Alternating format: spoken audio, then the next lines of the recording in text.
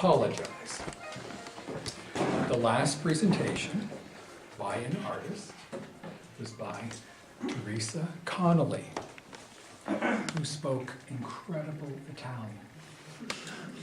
You will hear none of that from me. I apologize. So my name is Nicholas Hill, and I'm only going to speak briefly because I don't know how much of what I have to say is of interest. I'm happy to talk with you individually if you have particular questions. I do think it's important to give you a little bit of context without talking about myself too much. I am a professor of art in the United States, currently in Ohio, and I've had a career of approximately 40 years of itinerant teaching. I've taught at universities three times in New York State, and in Ohio, and in the Midwest as well. I have an international bent, though, and it goes back to my graduate studies when I was studying after. In the United States, one does an undergraduate degree and then a graduate degree prior to teaching at a university. So my graduate studies were with an Argentinian printmaker by the name of Mauricio Lisansky, who I was oblivious to at the time, but is an extraordinarily important printmaker in the United States and really made printmaking an important medium, not just in the States, but internationally. So currently, in addition to teaching, I should say I teach only one semester a year. So I begin in August, and in the first week of December, I'm done. It's a great year, from August to December. And then I do my own thing. And this past December 1st, I finished teaching on November 29th. I got on an airplane on November 30th. And on December 1st, I was in Delhi, India, where I have been going each year for 7 years. And I was there for a month, and then I came home.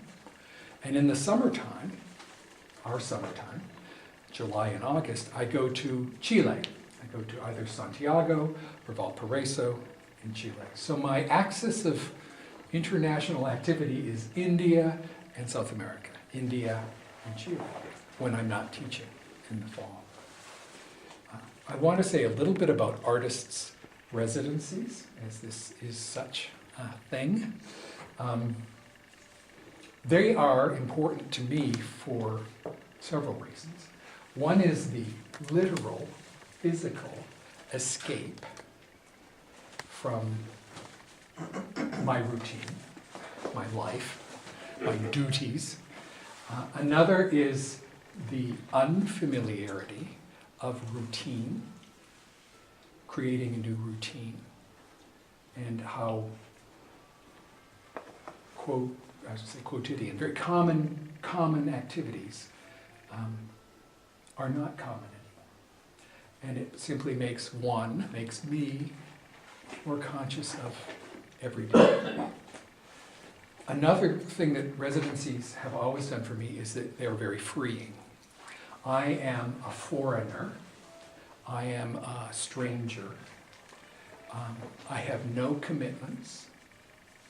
I need to be polite. I need to not break the rules. But I'm very free. And the most important part of that freedom for me is exploring what I call tangents. So prior to a residency, I make a plan. You need to know that I'm a very systematic person. Printmaking people often are. So I make a plan. And the plan is, the first day I arrive, wherever I'm going to start to work, and I've got something to work on. So I brought such a plan with me. It has nothing to do with anything that you see here. And the first day and the second day, I worked on it. And simultaneously, I was wandering and walking and looking and gathering. In anthropology, they talk about the phase of human development, the hunters and gatherers, out of the forest onto the savanna, the hunters and the gatherers. Well, I see myself as a hunter and gatherer. And it goes back to what I said before. The common things, the normal things, but seeing them afresh. Coming to Italy for a residency, I did 3 things that were a little bit different in preparing. One, because I'm so old, when I studied in university, I had a fairly classical art history education, which meant Italy, the world revolves around Italy. Italy is the sun, and the world revolves around Italy. The Renaissance. It is the meaning for Western art. So I've been to Italy 3 times before. I've never done a residency. And I thought to myself, what do you do with this? Maybe it's an impediment, maybe it's a problem. But I thought, no, it really isn't. It's the way you see, it's the way you are going to see this place. So as I've been walking and wandering, yes, I see this fantastic landscape, and I see incredible people and their faces and their gestures and their expressions. And at the same time, someone's face will turn, and I'll see a little Masaccio profile, right, from the Cresci chapel. Or I'll see little pieces that I'm bringing to the situation from my encyclopedia of art history images. The landscape is particularly that way for me. It's tough, very tough for me to look at the landscape and not see this incredible series of images that are Italian art. In fact, I was in Florence for 3 days before I came here. And I was at the Cresci chapel. It's sort of my pilgrimage. I go there every time I come to Florence. And I took photographs of landscapes. It's all these wonderful figures, which are beautiful. But I was going after little pieces of landscape.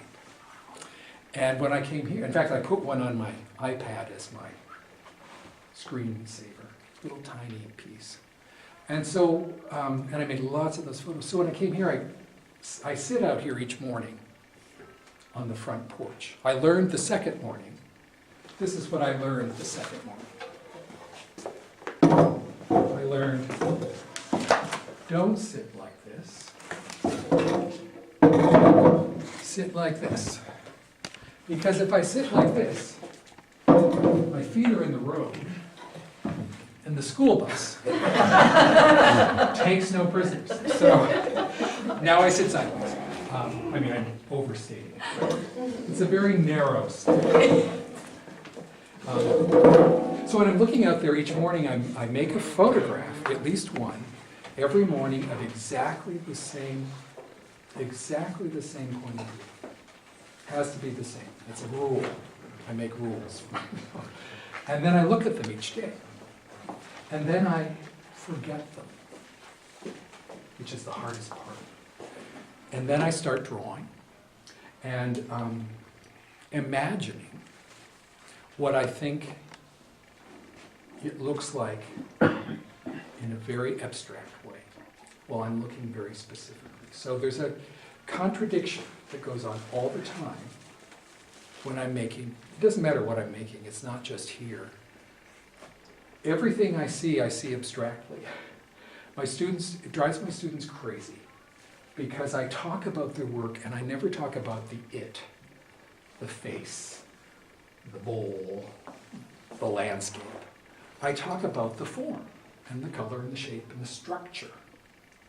And in my mind, that's essential for making what Picasso used to call beautiful lies. Attempts to create illusion. It's a flat picture plan. It's a lie. It's not true. It's untrue. And we all know that.